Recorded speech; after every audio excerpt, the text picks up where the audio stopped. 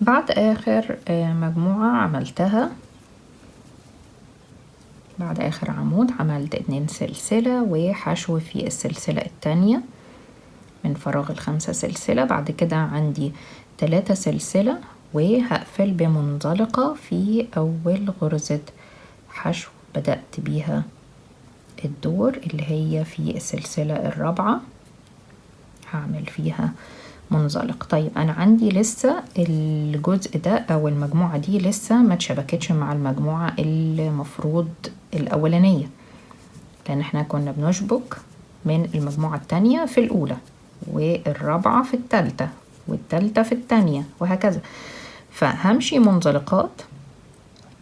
عندي اللي جاي دلوقتي 2 سلسلة، همشي منزلقة في ال2 سلسلة دول، ومنزلقة في أول عمود هيقابلني، منزلقة في فراغ السلسلة، منزلقة في تاني عمود، في الفراغ اللي بعد فراغ السلسلة اللي بعد تاني عمود هدخل فيه، وهدخل كمان في هنا فراغ اللي قبل العمود اللي قبل الأخير، المفروض اللي هو اللي أنا بشبك فيه العادي، هاخده كده هنا من ورا،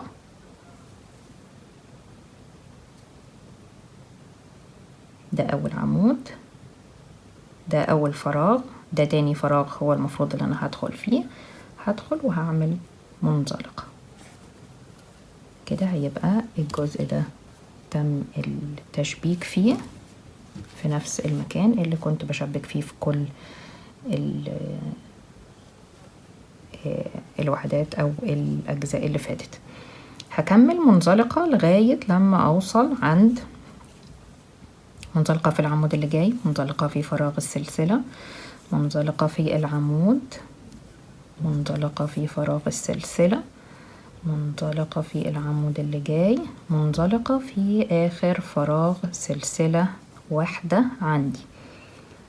كده أنا هنا في فراغ السلسلة، آخر فراغ سلسلة قبل 2 سلسلة 2 سلسلة 2 سلسلة. هعمل ايه؟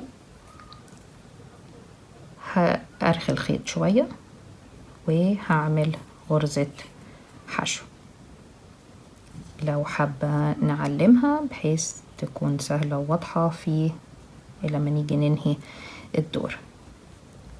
دي غرزة الحشو. بعد كده هعمل 2 سلسلة، 1 2، في الفراغ اللي جاي هعمل عمود في الفراغ، بعد كده 2 سلسلة، في الفراغ اللي بعده عمود و2 سلسلة، في الفراغ اللي بعده عمود و2 سلسلة، في الفراغ اللي بعده عمود و2 سلسلة. كده عندي كام عمود؟ 1 2 3 4.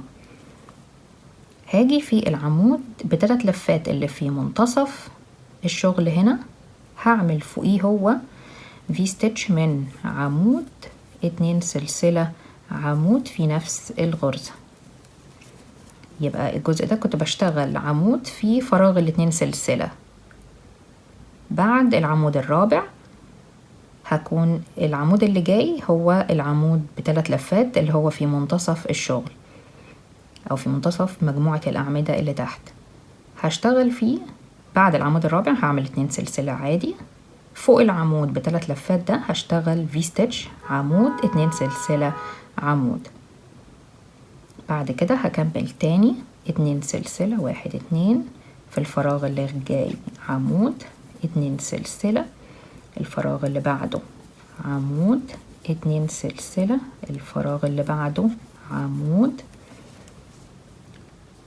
بعد كده 2 سلسلة عمود في آخر فراغ 2 سلسلة، بعد كده 2 سلسلة، وفي أول فراغ من سلسلة واحدة هعمل غرزة حشو. بعد كده عندي 4 سلسلة 1 2 3 4 وهروح هنا على آخر فراغ من سلسلة واحدة في المجموعة اللي جاية، هعمل فيه غرزة حشو وأعيد تاني 2 سلسلة.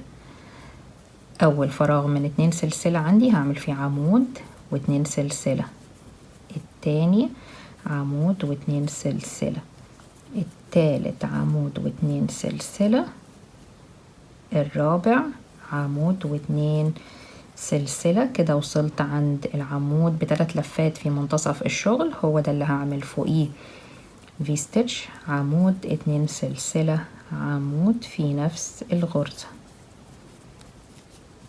بعد كده 2 سلسلة، عمود في فراغ ال2 سلسلة اللي جاي،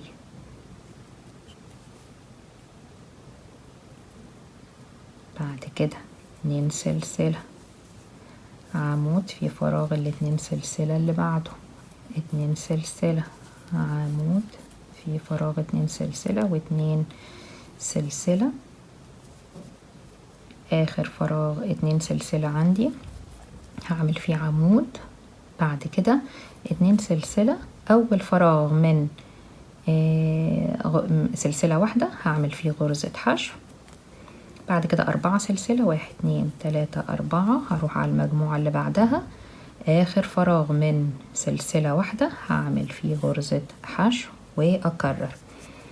يبقى الشغل هنا عبارة عن غرزة حشو في آخر فراغ من سلسلة واحدة، بعد كده بعمل 2 سلسلة وبعمل في ال4 فراغات اللي جايين عمود في كل فراغ، بين كل عمود والتاني في 2 سلسلة. بعد ال4 عمود دول بعمل 2 سلسلة فوق العمود اللي في المنتصف، عمود ب3 لفات في المنتصف بشتغل فوقيه في ستيتش، عمود 2 سلسلة، عمود، بعد كده ارجع اكرر تاني باستمرارية 2 سلسلة و4 أعمدة من عمود، وبين كل عمود والتاني في 2 سلسلة، وبعد العمود الرابع بعمل 2 سلسلة وبعمل غرزة حشو في أول فراغ من سلسلة واحدة. خلصت المجموعة دي بعمل 4 سلسلة وبروح على المجموعة اللي بعدها أكرر نفس الشغل. هكمل كده بنفس الطريقة لنهاية الدور. في نهاية الدور بعد آخر غرزة حشو بدأت عملتها هنا في آخر مجموعة، المفروض بعمل 4 سلسلة علشان أقفلها أو أوصلها مع أول مجموعة بدأت بيها. لا، هدخل هنا بدل ما هعمل 4 سلسلة هعمل سلسلة واحدة وهعمل عمود في أول غرزة حشو بدأت بيها. خدت لفة على الإبرة وهطلع من حلقتين عشان أكون واقفة في منتصف فراغ ال4 سلسلة هنا. للدور الجديد هسحب الخيط شوية وهعمل غرزة حشو هنا، بعد كده هعمل 5 سلسلة، 1 2 3 4 5. عندي هنا فراغ من 2 سلسلة، هفوت الفراغ ده وهروح على الفراغ اللي بعده أو الفراغ اللي هو بعد أول عمود وهعمل فيه غرزة حشو بالشكل ده. بعد كده هعمل 3 سلسلة، 1 2 3، هعلم السلسلة دي وهعمل غرزة بيكو من 3 سلسلة، 1 2 3، منطلقة في أول سلسلة من ال3 دول، بعد كده 3 سلسلة تاني، 1 2 3. في الفراغ اللي بعده هعمل غرزة حشو، أكرر 1 2 3 سلسلة، 1 2 3 سلسلة للبيكو، منزلقة في أول سلسلة، 1 2 3 سلسلة، حشو في الفراغ اللي بعده بالشكل ده. بعد كده أكرر تاني 1 2 3 1 2 3 سلسلة لغرزة البيكو، 1 2 3 وغرزة حشو في الفراغ اللي عندي اللي هو قبل الفي ستيتش. بعد كده الفراغ اللي جاي عندي ده هو فراغ الفي ستيتش. هعمل ايه؟ هعمل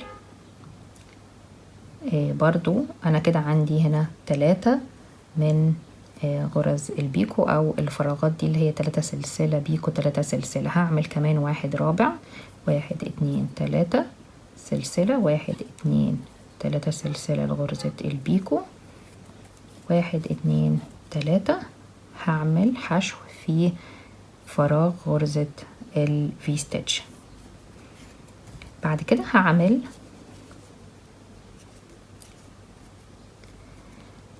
بعد الحشو في فراغ الفي ستيتش، انا كده واقفة جوه الفي ستيتش، هعمل 13 سلسلة، 1 2 3 4 5 6 7 8 9 10 11 12 13. هاجي هنا في غرزة البيكو اللي قبلها هسحب، يعني هخلي الخيط ده اللي قدام كده ال 13 سلسلة اللي عملتهم. هاجي هنا هدخل في غرزة البيكو اللي قبلها وهعمل منزلقة وارجع ال 13 سلسلة بتوعي تاني مكانهم. جوه ال 13 سلسلة دول هعمل 13 غرزة حشو، 1 2 3 4 5 6 7 8 9 10 11 12 13. يبقى في فراغ ال 13 سلسلة عملت 13 غرزة حشو. بعد كده هعمل 2 سلسلة، 1 2 وهروح على الفراغ اللي بعد غرزة البيكو على طول، اسفة غرزة الفي ستيتش، اعمل غرزة حشو واكرر التلاتة غرزة بيكو او الفراغات دي اكررهم الناحية التانية، 1 2 3 سلسلة، 1 2 3 سلسلة للبيكو، 1 2 3 سلسلة حشو في الفراغ اللي جاي، 1 2 3 سلسلة، 1 2 3 سلسلة غرزة بيكو، 1 2 3 سلسلة حشو في الفراغ اللي بعده، اعمل اخر تكرار، 1 2 3 سلسلة، 1 2 3 سلسلة للبيكو، 1 2 3 سلسلة حشو في الفراغ اللي جاي. بعد كده هعمل 5 سلسلة، 1 2 3 4 5 في فراغ ال4 سلسلة هعمل غرزة حشو وارجع اكرر 1 2 3 4 5 سلسلة. هفوت الفراغ ده، هروح على اول فراغ بعد اول عمود اعمل فيه غرزة حشو واكرر نفس الشغل اللي اشتغلته هنا. هعمل 1 2 3 سلسلة، 1 2 3 سلسلة للبيكو، 1 2 3 سلسلة حشو في الفراغ اللي بعده، 1 2 3 سلسلة، 1 2 3 سلسلة للبيكو، 1 2 3 سلسلة حشو في الفراغ اللي بعده. كده عندي 2 من فراغات بغرزة البيكو. بعد كده اعمل التالت، 1 2 3 سلسلة، 1 2 3 سلسلة للبيكو، 1 2 3 سلسلة حشو في الفراغ اللي قبل غرزة الفي ستيتش. هعمل بعد كده غرزة البيكو اللي جاية اللي هعمل فيها ال 13 سلسلة، 1 2 3 سلسلة، 1 2 3 سلسلة للبيكو، 1 2 3 سلسلة، وهعمل الحشو بتاعها في فراغ 2 سلسلة في غرزة الفي ستيتش. بعد كده وانا بعد غرزة الحشو في الفي ستيتش هعمل 13 سلسلة، 1 2 3 4 5 6 7 8 9 10 11 12 13. هطلع 13 سلسلة دول لقدام كده، وفي غرزة البيكو هدخل في فراغ غرزة البيكو، هدخل واعمل منزلقة.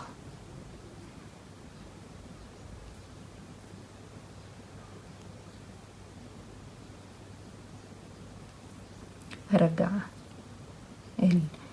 13 سلسلة بتوعي مكانهم، وجواهم هعمل 13 غرزة حشو. 1 2 3 4 5 6 7 8 9 10 11 12 13. بعد 13 هعمل 2 سلسلة، 1 2، وهعمل غرزة حشو في أول فراغ بعد الفي ستيتش.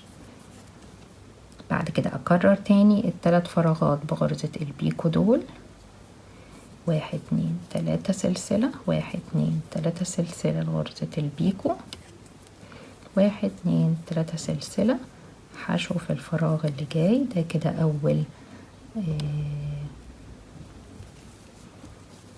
فراغ معايا في غرزة بيكو. 1 2 3 سلسلة، 1 2 3 سلسلة غرزة بيكو، 1 2 3 سلسلة حشو في الفراغ اللي بعده، 1 2 3 سلسلة، 1 2 3 سلسلة لغرزة البيكو، 1 2 3 سلسلة حشو في الفراغ اللي جاي. آخر فراغ ده بفوته مش بشتغل فيه خالص. بعد كده بعمل 5 سلسلة، 1 2 3 4 5 غرزة حشو في فراغ ال4 سلسلة بين المجموعة دي والمجموعة دي من الدور اللي فات، وأكرر 1 2 3 4 5 سلسلة. بفوت هنا أول فراغ ده وبدخل في الفراغ اللي بعده أعمل غرزة حشو، وهكذا لنهاية الدور. ده آخر دور. هكمل بنفس الطريقة وأرجع لكم نشوف المفرش شكله ايه مع بعض. في آخر المفرش في نهاية الدور قفلت بمنزلقة، وطبعا ارتفعت السلسلة وقصت الخيط بنفس الطريقة العادية اللي بننهي بيها السطر، وبنقفل بقطع الخيط وأسحب الخيط. ده شكل المفرش لو هو هنعتبره مفرش لوحده أو قطعة واحدة. لو هنعتبر ان القطعة دي هي عبارة عن وحدة في مفرش كبير متكون من وحدات كتير، يبقى هتعامل معاه بان انا في اخر سطر في الجزء اللي كنت بعمل فيه 13 سلسلة وجواهم 13 حشو، هاجي فيه وانا بعمل ال 13 حشو هعمل في الحشو ال7 هروح وهشبك في القطعة اللي قبلها او الوحدة اللي قبلها اللي خلاص اوريدي عملتها، هشبك في الحشو ال7 بتاعتها، ويبقى هي دي الحشو ال7 عندي انا، واكمل باقي ال13 حشو بتوعي زي العادي، ويبقى هو ده المكان اللي انا هعمل فيه التشبيك بتاع الوحدات بتاعة المفرش ده. شكله هيبقى جميل جدا ولذيذ. لو اتعمل كمان لونين هيبقى شكله ممتاز. اتمنى ان انتوا تنفذوه واشوف تطبيقاتكم، واشوفكم في باترون جديد ان شاء الله. باي باي.